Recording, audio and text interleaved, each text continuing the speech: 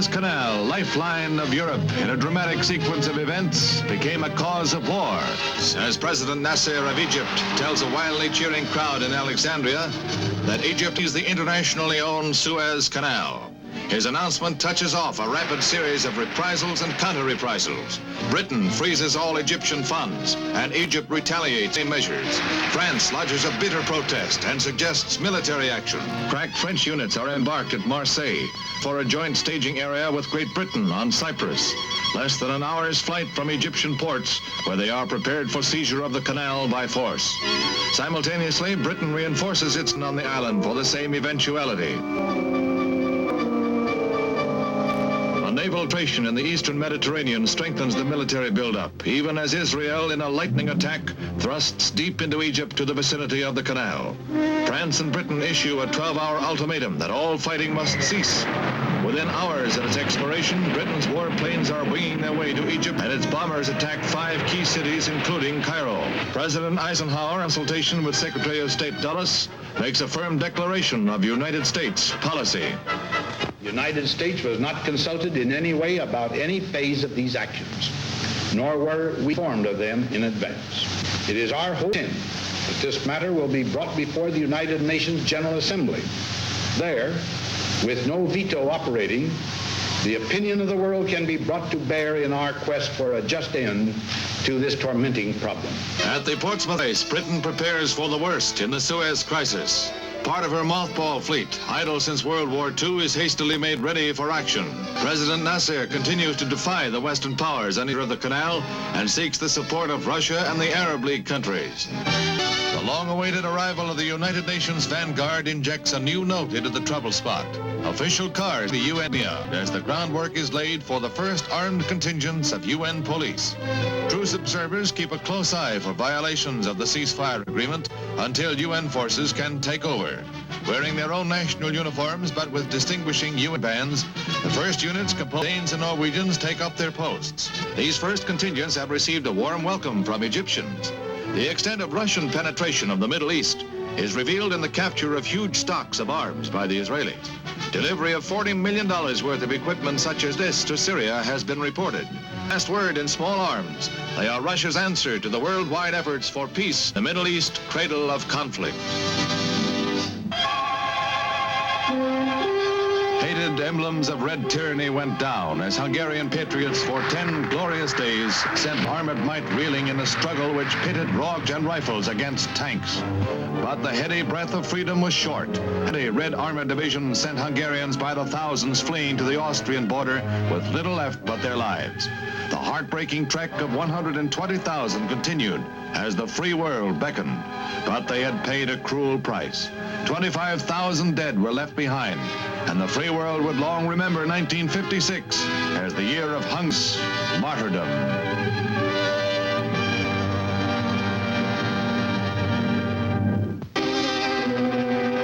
Tragedy and miracle at sea was the story of the Italian luxury liner Andrea Doria. A murky dawn reveals what might have been the greatest tragedy in sea annals. The luxury liner Andrea Doria lies almost on her side after a collision with the Swedish liner Stockholm in dense fog 45 miles off Nantucket Island.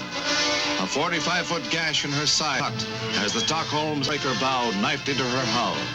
The Stockholm, her bow completely smashed, limps back into New York under her own steam, carrying 500 of the Andrea Doria survivors in addition to her own 550 passengers and 500 crew.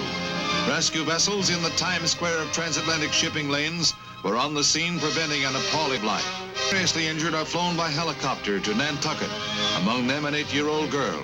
4 are known to have been killed outright in the disaster.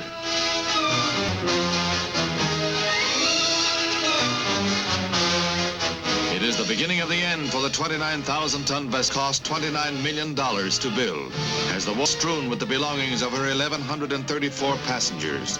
11 hours after the tragedy, the proud liner is nearing her final moments as a Coast Guard cutter helplessly by. As though reluctant to die, she watched for the death blow is dealt. At last, the inexorable claims a gallant ship. Meanwhile, into New York Harbor steams the Ile-de-France with 758 ships after heroic rescue work in the night and darkness. Many of the victims were separated from families during rescue missions by 5 ships, but this large family group was lucky and remained together.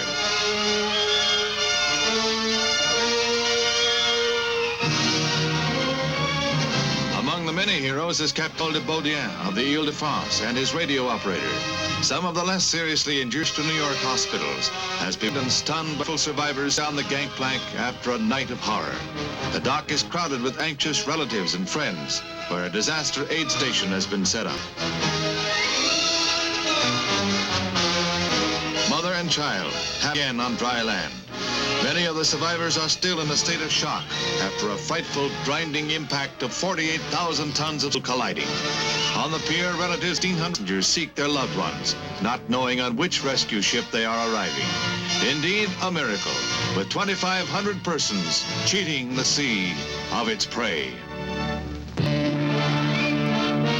No disaster year claimed a greater loss of life than the blast which almost leveled a portion of the city of Cali, Colombia. 7 truckloads of dynamite exploded in the crowded downtown section when business activities were at their height. For days, the search for bodies went on in the rubble. 1,200 perished in the disaster as Colombia mourned its dead and the government investigated the possibility of sabotage.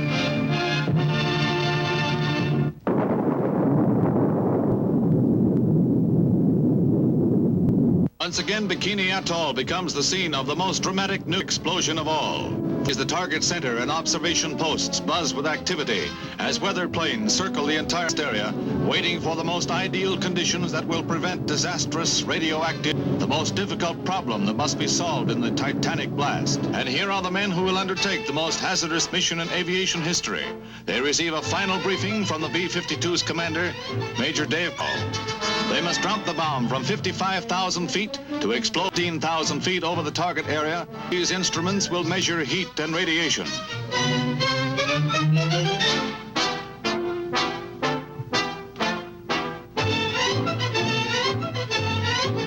Wheels for the gigantic test are now in motion, and the seconds tick off.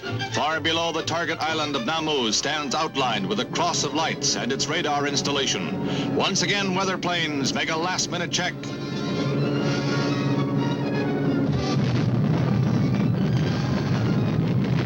Brilliance of 500 hundreds of miles of the Pacific and the force of 1,000,000 tons of TNT is released.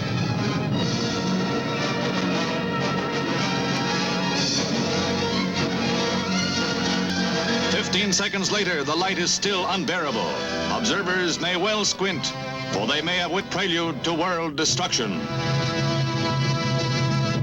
The bomb effects carried a price tag, as evidenced by these Hiroshima maidens who were being treated by U.S. plastic surgeons.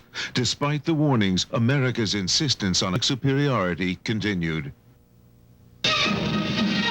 In 1956, year of Cold War, America produces an answer for the future. The atom-powered submarine Nautilus passed all tests with flying colors. And here are the intricate controls that guide the huge craft like a baby carriage. These pictures were made during a cruise from the Nautilus home port of Groton, Connecticut to New York. The Nautilus has traveled